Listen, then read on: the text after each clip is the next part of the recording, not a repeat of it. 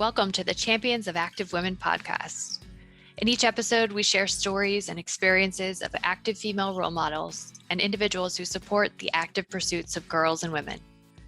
Our goal is to encourage and inspire girls and women to be active for a lifetime, to reach their goals, and to break new barriers in sport and life.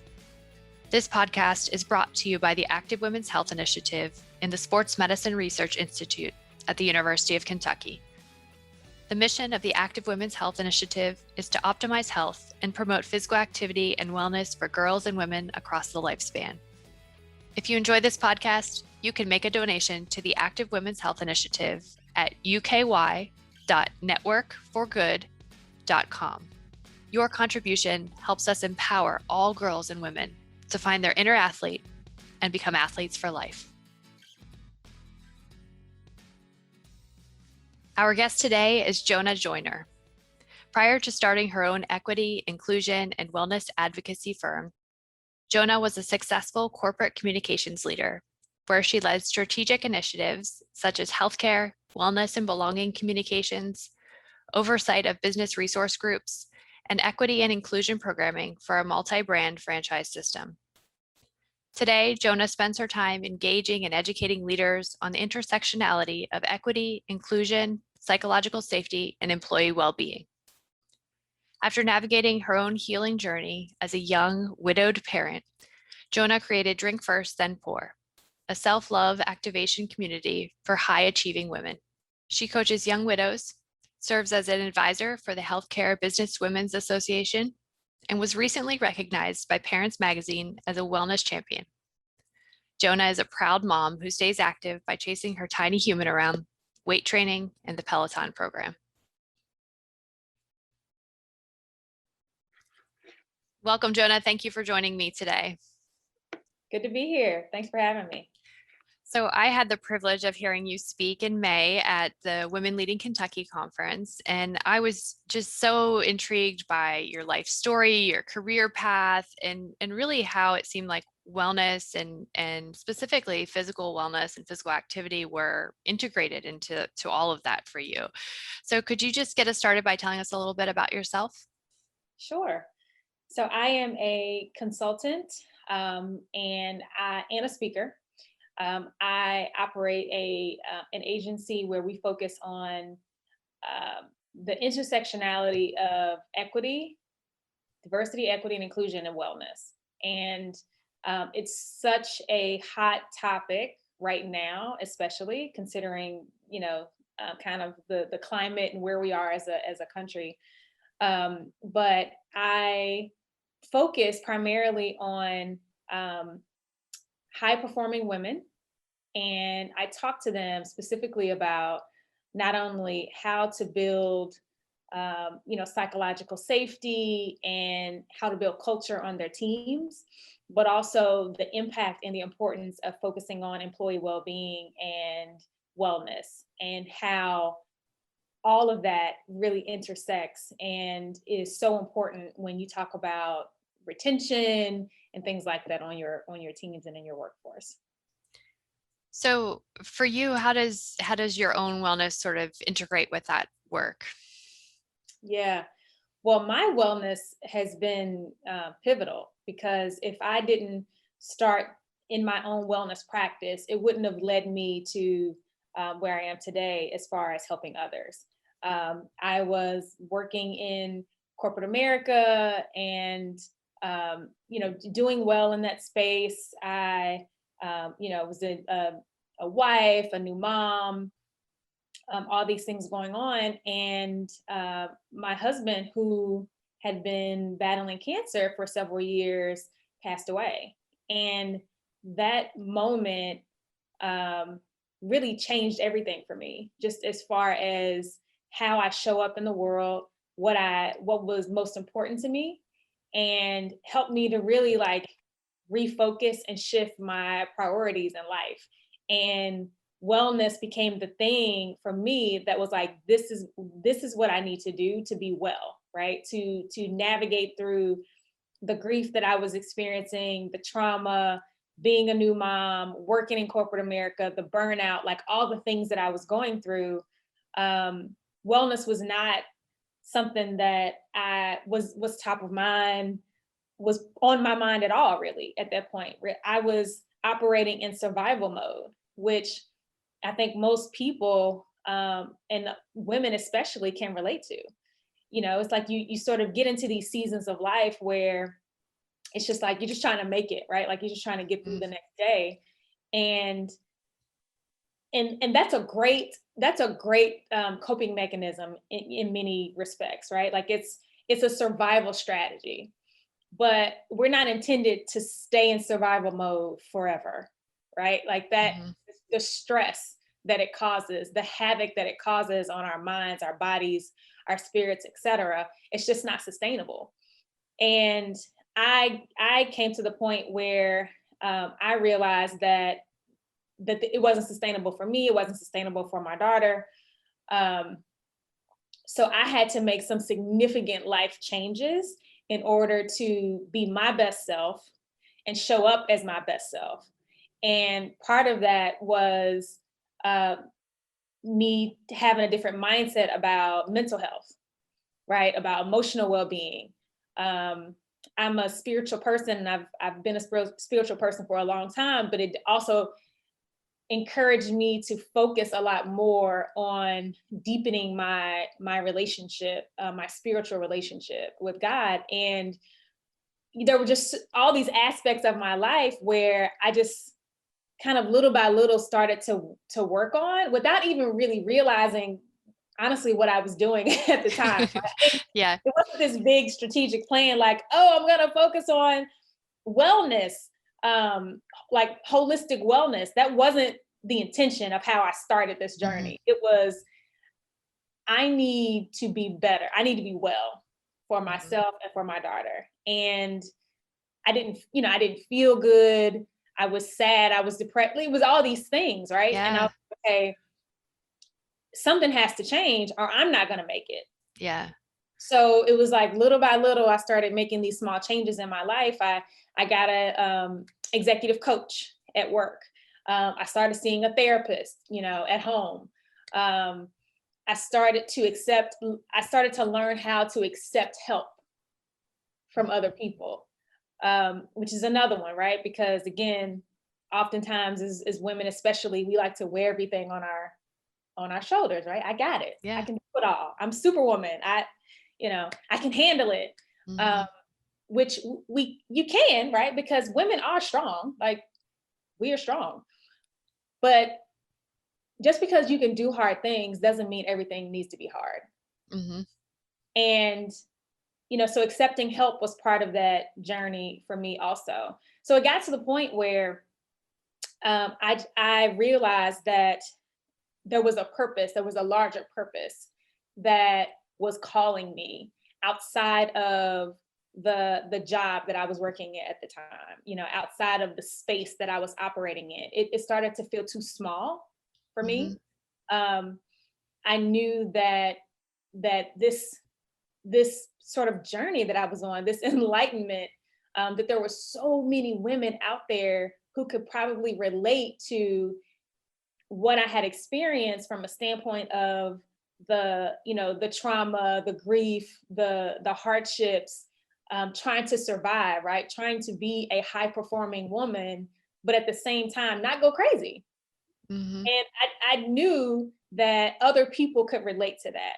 And there were things that I learned, people that poured into me during that season of my life where I was like, man, if you don't have that, right? If you don't have these particular resources, if you don't have this type of support system, this village, if you don't have the tools, right? The coping mechanisms, the tools and the strategies, how do you thrive?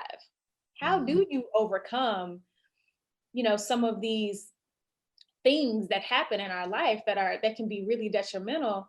How can you come through it not being devastated or not being, not having lost your mind or not. So I began to think about like, okay, I think some of the things that I've learned and some of the coping mechanisms and the strategies and the tools that I've developed can be helpful and useful to other people. So that's what kind of led me on my journey toward, okay, I'm leaving my job. Yeah. Which was shocking for a lot of people, right? Because Mm-hmm. now I'm a widow, right? So now I'm this young widow. I've got a young child, and it's like you're quitting your job, um, and a lot of people didn't get it, and didn't understand it. But I was so convicted about the purpose and the path and what it was that I felt like God was placing me to do, that I didn't care what other people thought, right? I was just like, this is what I feel led to do. And I know that, me and God, we're going to work it out. Mm-hmm. And, for someone who is a type A personality, a planner, it was also shocking to me. Mm-hmm. Right. I remember thinking, when I just felt like, God just kept putting this in my spirit. And I just kept thinking like, okay, so you want me to do what? You want me to quit my job? And so I struggled with it a little bit, myself, probably for about 2 years, honestly, before I actually left my job. I was struggling with this, like, I feel like I'm supposed to leave, but what does that But this mean? is a secure job, and I'm Yeah, here it's and I'm a doing secure well. job and a Yeah. paycheck, I have benefits, and I had childcare on site, at my job. It was all these Yeah. things. It was like, why would you leave this? But I wasn't I wasn't happy. I wasn't fulfilled. I mean, it was starting to become painful to go to work. Mm-hmm. And, I just remember thinking like, I don't want to come to my death day, right? Whenever that will be. I didn't want to get to that point and feel as though I had never tried to walk in my purpose, right? Never tried to live out some of the things that I felt called to do. To me, that felt worse than death. Mm-hmm. That felt crushing to me, right? It's like I don't. And after experiencing the death of my husband at such a young age, I'm like, life is so finite. It is so finite, and yeah. So just to not um to continue to live in an existence where I felt like I wasn't using my strengths, I wasn't using my gifts, I didn't feel powerful in that sense. It just wasn't going to work for me anymore. So that's a very long answer to your question about kind of how I ended up here. So there are so many directions I could go and so many questions I could ask right now. But I'd like to focus in on this idea. Earlier, as you were speaking, you said the word pour, and it made me think of what you've created, this drink first, then pour. And that, even just that phrase, when I first heard it, really resonated with me as a woman who, is often called to take care of people before yourself. And so I'm wondering if you could tell us what this is and why it's important. Yeah. So drink first and pour started as a motto that I would say to myself. So before I left my job, right, um, after my husband passed away, I just kept thinking, Jonah, you've got to drink first and pour. You've got to pour into yourself. You've got to give to yourself um, before you can give to other people. Or what's going to happen is what you're doing is you are pouring from lack, right? Like you're pouring from stress, from anxiety, Mm-hmm. from being overwhelmed, from all of this stuff. That's what I was giving out. So I wasn't giving my best because I wasn't at my best. So drink first then pour was all about how can you prioritize you in a way that you can show up as best as you can, and that you can then pour out to others. And again, women, right? We're nurturers by nature. We give, we pour, we do. And there's often this guilt factor that comes into, well, how do you focus on you? right? Like, well, what do you do for you? You're doing all these things for your spouse or your partner or your kids or your family or your job or the organizations that you're part of. Okay, but what do you do for yourself? How do you restore yourself, right? So drink first and pour is not about a spa day or taking a mini vacation. I mean, that could be part of your wellness practice, but that's not what it's really about. What it's really about is identifying what are the things that bring you joy and how can you get more of that in your life. What are the things that restore you, that fill you, right? That make you, it's not even happy, it's like joy. And how can you do more of that or do it at all, right? Some of us aren't even doing it at all. Mm-hmm. And as I began to kind of just noodle on that for myself and I began to figure out what were some of those things for me, and I started to talk to some of my friends, and it was the same conversation, right? It's like, oh, I'm so stressed with the kids and the this and the that and the work and da da da da da da da da. And I would start to ask them, well, how are you, relaxing, or what are you doing for fun, or what are you doing for yourself? And the answer was always, I don't have time for that. Who has time to, relax or to have fun? And my fun is having fun with my kids, or I relax by once I get them in bed, at night, then maybe I have a glass of wine, or, so it was always these like little band-aids of I'm really kind of I'm really at constant crisis mode, right? Like I'm really at one moment away from a breakdown. And what are these little band-aids that I can do to prevent myself from maybe going over the edge, right? And the band-aid was like, maybe you've snapped so much at your partner and your kids that they've decided to give mommy a day to herself, right? Like, but how do we maintain, how do we create a maintenance routine, right? Like we do with our cars, with our vehicles, right? We maintenance them regularly so that you don't blow, so that your engine doesn't blow, or all these other things that can go wrong with the car when you're not keeping proper maintenance. So for me, drinking first and pour is about proper maintenance of our well-being. So I know that being physically active and moving your body is part of your wellness practice, just one piece of that. Could you talk about the role that it plays in your own wellness? Sure, yeah. So I bought a Peloton a few years ago, but before Peloton was like the rage. Before Peloton was you were an early adopter. All right. Yes, before COVID, all of that, because that was part of my initial, let me focus on my wellness. I got a Peloton. But I'm going to be very honest and say that I didn't use it all that much until COVID hit. And once COVID hit, then of course, everyone's home, and I'm like, oh, I've got this wonderful piece of equipment with all these apps, at home. Yeah. And I began to really, really be an avid like Peloton user. But prior to that, I train, so I weight train. I'm running around with my daughter constantly. She loves to run, just run. Everywhere we go, she wants to run. So, so that is helpful, right? Because I just chase her, and then that's kind of our thing.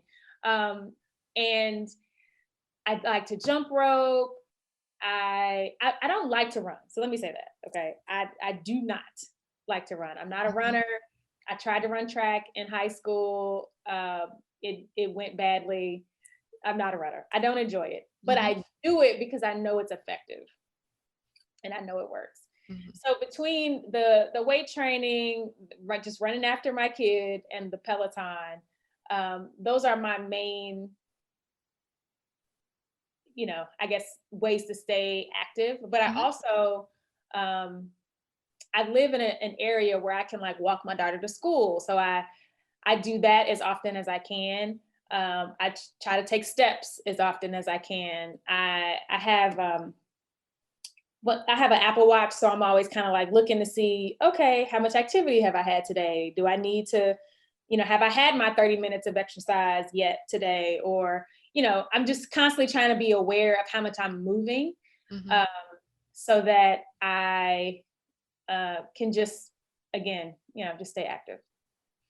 So was that always part of, before the past 2 years, was physical activity, that was something that was part of your life before that, or as you were growing up in your youth? How did you find physical activity? I was what you would consider kind of a chunky child. Health wasn't really focused on in my house growing up. Um, I mean, we it was soul food, right? Mhm. My family, the meals were full of love, but also full of butter and bacon grease and other Yeah. other things. Mhm. Um, but when I left for college, that's when I made some changes to my diet, because I knew that there was a history of heart disease and other things within my family. And as I began to, you go off to college and you start meeting people, meeting new Mhm. people, learning new things. And the more that I did that about just food and nutrition, I decided to make some changes. So I cut out beef, I cut out pork. And this was years and years ago. And since that time, I have been pretty mindful of what I eat. So just trying to, again, continue to educate myself on foods. I've tried different diets over the years, as well, but for the past couple of years, where I am, it's just moderation, right? It's just, Mhm. I try not to eat after 7. I limit processed foods and fried foods, and I try to stick to lean protein. I drink a ton of water. I pretty much only drink water. I keep one of these like Yeti canteens with me at Yeah. all times. Um, and then I have this big gallon jug that I usually have near me as well. So I try to get like a gallon of water a day, which is harder than it sounds. Um, and yeah, so I just I don't know. I limit sugar. I don't have a I don't know. I just try to kind of watch everything. Yeah, but I think you said moderation. I think it's a great rule to live by, right? That you're making some small choices in your life that help you to be healthier and well. Yeah, I can't think of the word, but I don't buy things that I know that I probably shouldn't eat. Oh, So okay. I don't buy like cookies or candy, or I don't keep it in the house, because I know that I'll at some point eat it, right? Right. So Hmm. um so then my daughter also doesn't eat a lot of that stuff too, right? Because I just don't keep it in the house. Hmm. And it's interesting because sometimes we'll be around family or other people, and their kids may eat more sugar, or consume more sugar or things like that, and they're always like, Hmm. well, she's never had a Twinkie or whatever. I'm like, Yeah. no, she hasn't. And not that I'm passing judgment on anyone else, but it's just that that's just not something that we do. So Hmm. no, she doesn't know what a Twinkie is. Yep. So please don't give her one, that kind of thing. Yeah. But, So you've mentioned your daughter a few times, and our goal with the Active Women's Health Initiative is to ensure that not just women, but girls and women across the lifespan are active and healthy and well. So I'm wondering, as you are thinking about your own wellness, how you connect that with her and how you share some of those lessons with your daughter. yeah. Well, um, as you know, right, kids are sponges, and they see and hear more than you ever realize that they see and hear. So a lot of it is just by me trying to model the behavior that I want her to embody as well. So she sees me working out. Sometimes she comes with me to the gym. Sometimes she tries to hop on my Peloton, and that's always a conversation about safety with her. But she knows that mommy works out, and a couple of times she's 5, right? And she's long. And she always wants me to carry her still, and I'm like, Yeah. "Honey, you're not a baby, you're getting kind of," and she's always like, "Well, mommy's strong." I'm like, "Yes, mommy is strong, but you can walk also." Like, You are also strong, you are also right? strong, and you can walk. Yeah. Yeah, but just really trying to just model that behavior, so that she can, so that it doesn't become this novel thing for her to take care of yourself, to focus on your wellness. Like, I want her to see me doing it and realize that this should be just a normal part of life, right? And how she shows up in the world. So I'm hoping that's the impact that it's having. So I'm also really intrigued in your professional world about this integration of equity and wellness. Could you speak to how those things fit together for you, and what you hope that our audience takes away from learning about that integration of those factors? Sure. Yeah. So, when there are conversations about diversity, equity, and inclusion, oftentimes the focus is on numbers. Mhm. Uh, within the past year, 15 months, I would say that there's been an evolution in that conversation where there is more discussion about inclusion and what that looks like, and um, breaking down bias and institutional systems of like oppression and things like that. Mhm. But what's also important to recognize is that there is a significant wellness component to the diversity, equity, and inclusion conversation that cannot be left out, right? So because of the history of just race and racism in this country in particular, and everything that's sort of wrapped around that, there's a level of trauma that has occurred also, right? So Mhm. there's the trauma that is experienced by the oppressed, the marginalized, and the minoritized people, and that trauma is generational, right? It's passed down, it evolves, and that has a significant impact, right?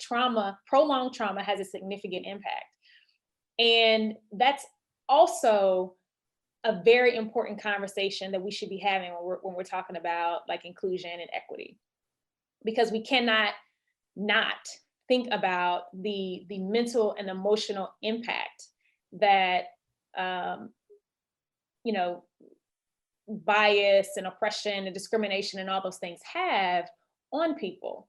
So that's a component that I really focus on when I'm having these diversity, equity, and inclusion conversations, and then vice versa. So when I'm in wellness spaces and specifically talking about wellness practices and things like that, it's also important to acknowledge and recognize that different demographics of people experience wellness differently, right? Mhm. Experience mental health and emotional well-being differently, right? There are certain statistics, there are tons of statistics out there that support this. So as an example, um, Blacks and Hispanics report lower rates of depression and anxiety, primarily because of the um, social stigma that's associated with mental health. Although the although its studies also show that the depression and anxiety is actually greater in those groups because of, again, the racism, discrimination, bias, oppression, et cetera, et cetera, et cetera. So although they're experiencing these things in a greater number, the reported rate of this is lower because of the stigma that's associated with it. So what that means is that there are a lot of folks who are untreated, right? Undiagnosed, untreated, and these issues are there's no healing that's taking place, right? Like these issues aren't resolved, which just has more of an impact, right, on the community and on future generations. So again, there's just tons of data out there to support the mental health and emotional well-being experience of the LGBTQ plus community, for example, right? Like there are statistics that show that this particular population reports every single data point as far as symptoms, mental health symptoms, though that particular group experiences all of those, significantly more so than other populations. So when we're talking about wellness, and when I'm having these conversations with different audiences, I make sure to enlighten folks as well, right? About, yes, mental health is a crisis in our community as a whole, but there are different communities where the impact is different. And there are ways that we can show up, that we can all show up, right? To not only support our own community, right, and our own well-being, but also those around us. So what role, if any, do you think that physical wellness or physical movement plays in promoting equitable wellness? Yeah, so physical activity is critical when we're talking about overall wellness. When we move our bodies, that has a great impact on how we feel, which impacts our emotional and our mental, well-being as well. And by staying active, eating well, drinking water, creating healthy boundaries. I really believe in like this holistic approach that, and I don't think that one is more important than the other. I think that being physically active is just as important as having a sound mind, which is just as important as, healthy eating, which is just as important as sort of maintaining our emotional wellness as well. But I do absolutely believe that they are all critical to our holistic wellness, right? So as an example, if you're eating, I don't know, a 1,200 calorie diet per day, every day, well, okay.